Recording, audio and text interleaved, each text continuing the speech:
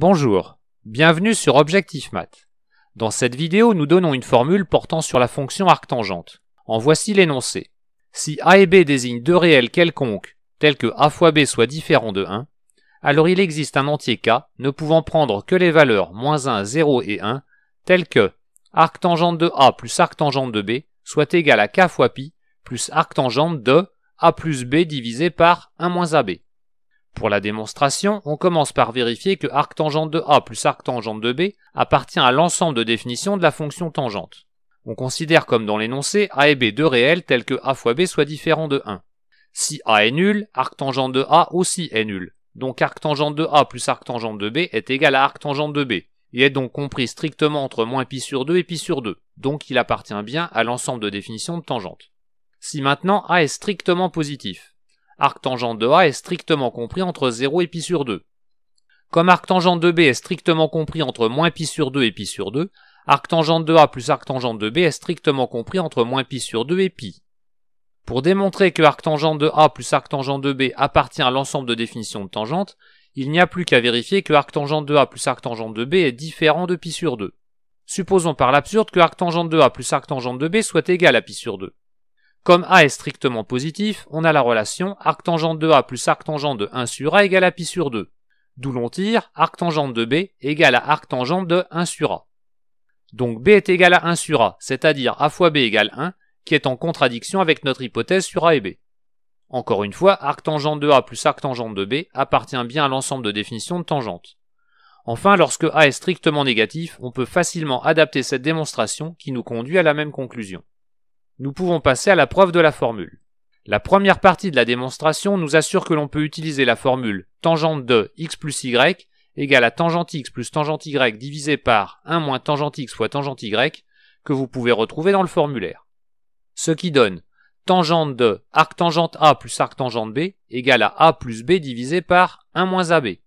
Il existe donc k un entier relatif tel que arctangente a plus arctangente b soit égal à k fois pi plus arctangente de a plus b divisé par 1 moins ab. Mais ce n'est pas fini, il reste à prouver que k ne peut prendre que les valeurs -1, 0 et 1. On peut écrire la dernière relation sous la forme k fois pi égale à arctangente de a plus arctangente de b moins arctangente de a plus b divisé par 1 moins ab. Mais pour tout x réel, arctangente de x est strictement compris entre moins pi sur 2 et pi sur 2. Donc k pi est strictement compris entre moins 3 pi sur 2 et 3 pi sur 2. En simplifiant par pi, on montre ainsi que k est strictement compris entre moins 3,5 et 3,5. Et comme k est un entier, k ne peut prendre que les valeurs -1, 0 et 1. Ainsi, on a bien prouvé qu'il existe un entier k ne pouvant prendre que les valeurs -1, 0 et 1, vérifiant arctangente de a plus arctangente de b égale à k fois pi plus arctangente de a plus b divisé par 1 moins ab. Dans la dernière partie de la démonstration, on va être un peu plus précis en donnant explicitement la valeur de k en fonction des valeurs de a et b. On travaille dans le plan muni d'un repère orthonormé et on représente l'hyperbole h d'équation x fois y égale 1. On considère la fonction g qui a tout couple xy de réel associe 1 sur pi facteur de arctangente de x plus arctangente de y moins arctangente de x plus y divisé par 1 moins xy. G est manifestement défini sur le plan privé de h, et d'après notre étude précédente, g ne peut prendre que les valeurs -1, 0 et 1. On commence par travailler à l'extérieur de l'hyperbole. Il est déjà facile de voir que g de 0, 0 est égal à 0. Nous considérons maintenant un point AB quelconque dans l'extérieur de l'hyperbole. Nous pouvons rejoindre l'origine du repère à ce point AB par un segment, le segment étant tout entier inclus dans l'extérieur de H. La fonction f qui au réel t associe g de a fois t et de b fois t est donc définie continue sur le segment 0, 1. Comme elle ne peut prendre que des valeurs entières, le théorème des valeurs intermédiaires nous assure qu'elle est constante sur le segment 0, 1. Ce qui donne g de AB égale f de 1, égale à f de 0, égale à g de 0, 0, égale à 0. Ainsi, lorsque le couple AB appartient à l'extérieur de l'hyperbole H, l'entier k dans la formule prend la valeur 0. Regardons maintenant ce qui se passe dans la partie du plan intérieur à H avec des points à coordonnées positives.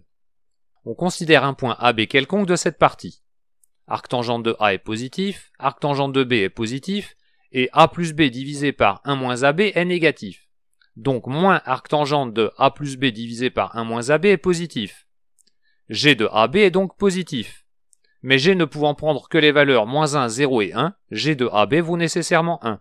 Ainsi, lorsque le couple AB appartient à cette partie du plan, la constante K de la formule vaudra systématiquement 1.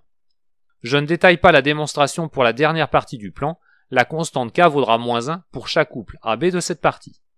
Voilà, cette vidéo est terminée, vous pouvez me laisser des commentaires et me poser des questions. À bientôt sur Objectif Math.